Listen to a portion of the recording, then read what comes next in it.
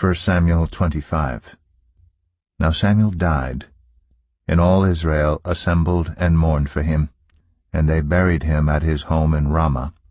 Then David moved down into the desert of Paran. A certain man of Maon, who had property there at Carmel, was very wealthy. He had 1,000 goats and 3,000 sheep, which he was shearing in Carmel. His name was Nabal, and his wife's name was Abigail. She was an intelligent and beautiful woman, but her husband was surly and mean in his dealings. He was a Calebite. While David was in the wilderness, he heard that Nabal was shearing sheep. So he sent 10 young men and said to them, "Go up to Nabal at Carmel and greet him in my name. Say to him, 'Long life to you, good health to you and your household, and good health to all that is yours. Now I hear that it is sheep shearing time. When your shepherds were with us, we did not mistreat them, and the whole time they were at Carmel nothing of theirs was missing. Ask your own servants, and they will tell you. Therefore be favorable toward my men, since we come at a festive time. Please give your servants and your son David whatever you can find for them.' When David's men arrived, they gave Nabal this message in David's name. Then they waited. Nabal answered David's servants, 'Who is this David? Who is this son of Jesse? Many servants are breaking away from their masters these days. Why should I take my bread and water and the meat I have slaughtered for my shearers and give it to men coming from who knows where?' David's men turned around and went back. When they arrived, they reported every word. David said to his men, 'Each of you strap on your sword.' So they did, and David strapped his on as well. About 400 men went up with David, while 200 stayed with the supplies. One of the servants told Abigail, Nabal's wife, 'David sent messengers from the wilderness to give our master his greetings, but he hurled insults at them. Yet these men were very good to us. They did not mistreat us, and the whole time we were out in the fields near them nothing was missing. Night and day they were a wall around us the whole time we were herding our sheep near them. Now think it over and see what you can do, because disaster is hanging over our master and his whole household.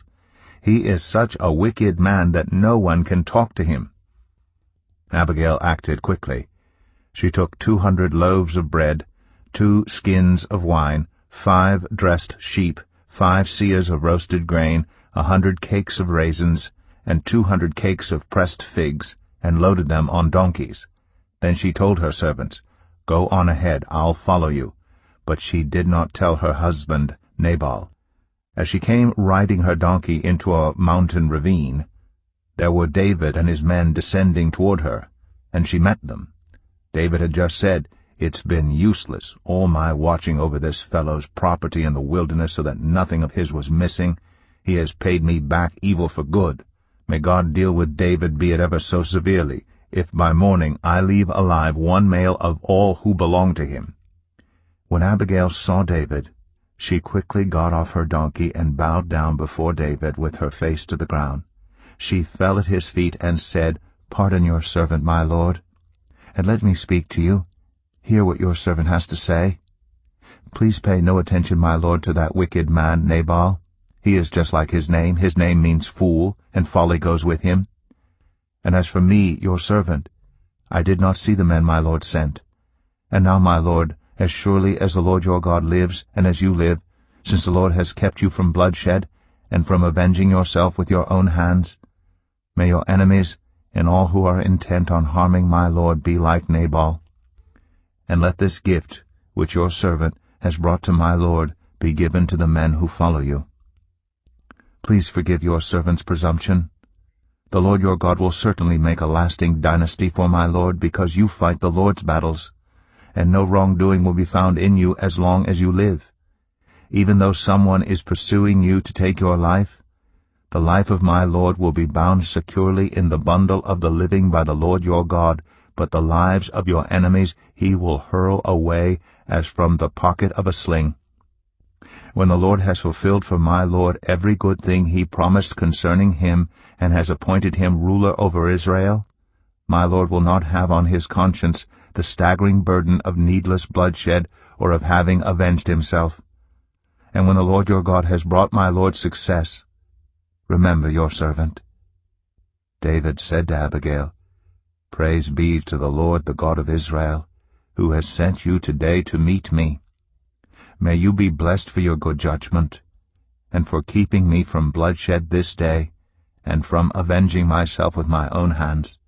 Otherwise, as surely as the Lord, the God of Israel, lives, who has kept me from harming you, if you had not come quickly to meet me, not one male belonging to Nabal would have been left alive by daybreak."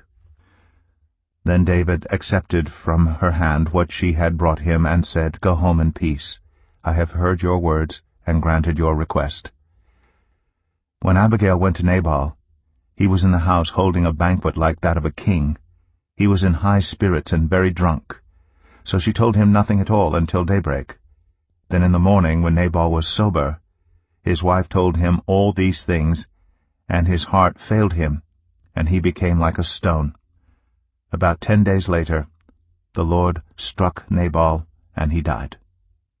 When David heard that Nabal was dead, he said, "Praise be to the Lord, who has upheld my cause against Nabal for treating me with contempt.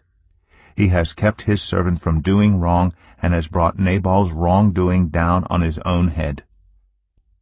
Then David sent word to Abigail, asking her to become his wife. His servants went to Carmel and said to Abigail, "David has sent us to you to take you to become his wife." She bowed down with her face to the ground and said, "I am your servant, and am ready to serve you and wash the feet of my Lord's servants."